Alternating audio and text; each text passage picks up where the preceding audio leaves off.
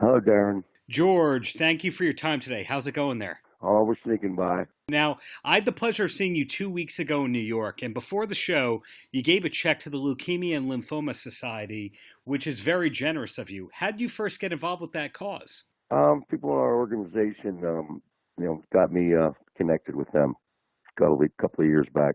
And I understand that a percentage of the tour's profits go to that cause. Is that a long term relationship, or is it just this tour? Well, until they come up with a cure for it. Well, doing that in a way is different than the George that we see on stage that's about the party. So, have you always been just very ethically evolved with great causes like this?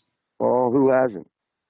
I mean, yeah, I've been aware of these things. We've done other things for non-federally funded people and Sisters of the Road and the Hope Faith Food Bank in Cincinnati and pediatrics in New Haven. So Sinatra gives wings to hospitals. Everybody does what they can. And you're still on tour in support of your album, which is, I believe, the first album that you ever did as a true soul artist, Party of One.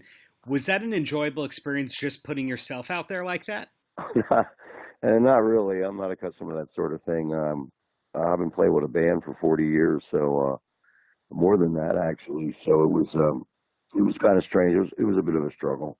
And after having done that, is there any chance that your next solo album might be the same kind of format? Not the next one, but you never know down the road. Just, how long I'm still kicking around a few ideas. Let's say I keep my options open. So, having seen you 2 weeks ago at Town Hall in New York City, you and the band are obviously in fine form. What does it take to put on a top level show like that? Is there a lot of training involved, or is it just after doing it this many years, it comes naturally? Plenty of rest, plenty of liquids and vitamins. That helps. Has it always been that way, or just in recent years you've learned how to rest? It's pretty much been that way since we got going. In the early days, we played so much we didn't have time to rest because we were playing all the time to, get established in the rock industry to get in the position we are now so we can rest, Darren.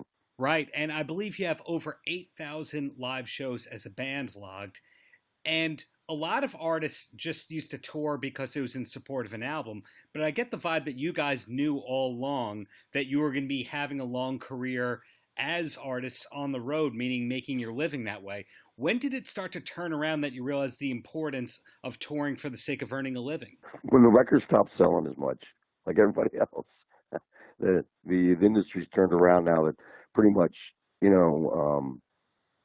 veteran artists like ourselves, I guess, we're relying on mostly live performances for our income.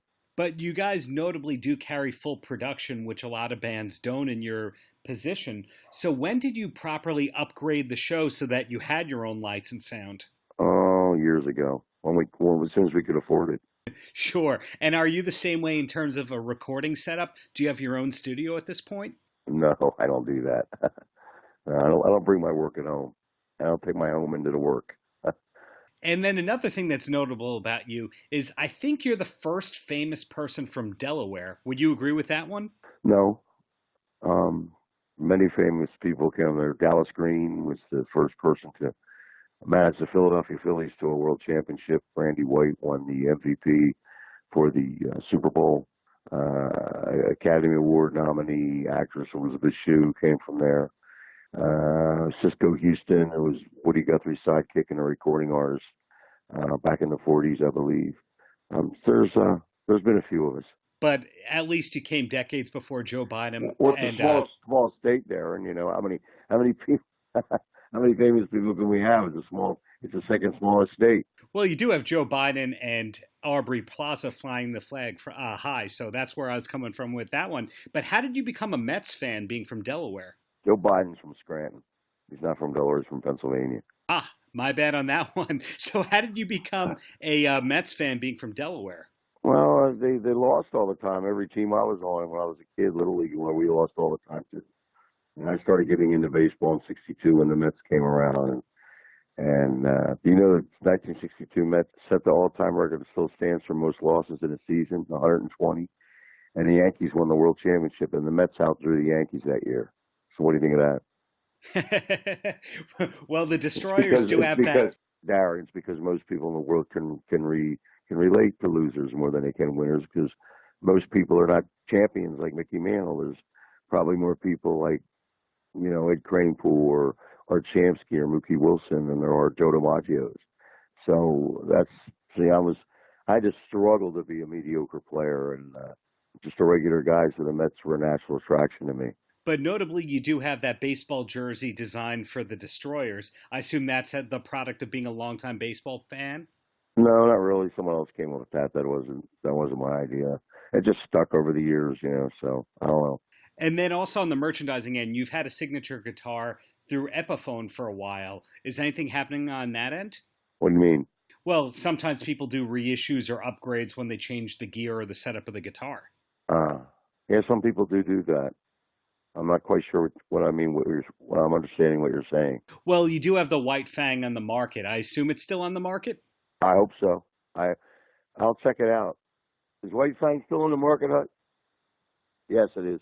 That's an affirmative. Well, other artists might say, well, every 7 to 10 years, I'm going to do an upgrade depending on if I change the pick guard or something like that. So I guess it's the same guitar for you? Well, I wore them out. Darren, it's not the same guitar.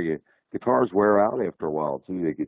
They get beat up and you can't get any response. It's like a car or a pair of baseball spikes or a glove. Your equipment wears down as time goes on, and you have to make switches, make changes. So I'm just like anybody else in that faction. So whatever. What does 2020 look like for George Thorogood and the Destroyers?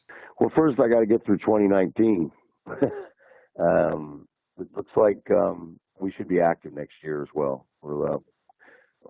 We've put together some New Zealand and Australian dates, looking at Canada and some other spots. So we should be around next year as well, hopefully. Okay, and in closing, George, any last words for the kids? Yeah, don't grow up to be like me.